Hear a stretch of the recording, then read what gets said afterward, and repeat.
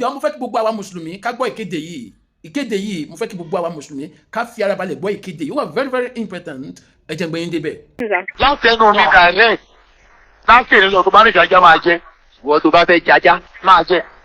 ká jẹ ajá fẹ́ẹ́ tó bá lè jẹ́ kó ń ṣèwọ̀n ní ìsìlámù. gẹ́gẹ́ bí Kùránì ṣe wí. bàbá alájà bàbá ní kíní kan irọ́ náà ń pa àwọn àfa àwọn mọ̀ pé ajá jíjẹ iṣẹ́ ìwọ̀ irọ́ làwọn náà ń pa wọ́n mọ̀. owó tó máa ń gbọ́ ni pé àìkí tó ajá ló pọ̀ lè mọ́mù.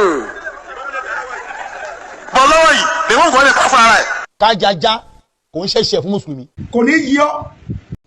now mo fẹ́ bèèrè lọ́yìn bàbá mi tẹ́ jẹ́ mùsùlùmí òdodo because tí ẹ bá gbàgbé bàbá tó sọ̀rọ̀ yìí àfa tó sọ̀rọ̀ yìí is one of the most respected scholars ta ní nínú ẹ̀sìn mùsùlùmí ní ilẹ̀ Yorùbá tó dẹ̀ máa ń jà fún kí ẹ̀sìn mùsùlùmí lè gbilẹ̀ sí dáadáa ṣùgbọ́n pẹ̀lú nǹkan tó wá sọ yìí kí n lẹ́yìn rẹ̀ sí ṣé òótọ́ ni bàbá yìí ń sọ kó má bàa di wípé àwa kan ń jájá lọ ní tiwa tó dẹ̀ pé kò bá òfin ànábì mu òfin àlùkùránì tó bá lànà àlùkùránì tó tí kò tẹ̀lé nǹkan tí àlùkùránì sọ ọ bí adẹ̀tún kọ́ ní àjájá mọ́ kó má di wípé bí à ń fi bí para wa ni ẹ jọ ẹ là wá lóye ẹ̀yin bàbá wa this is Adomade bye for now.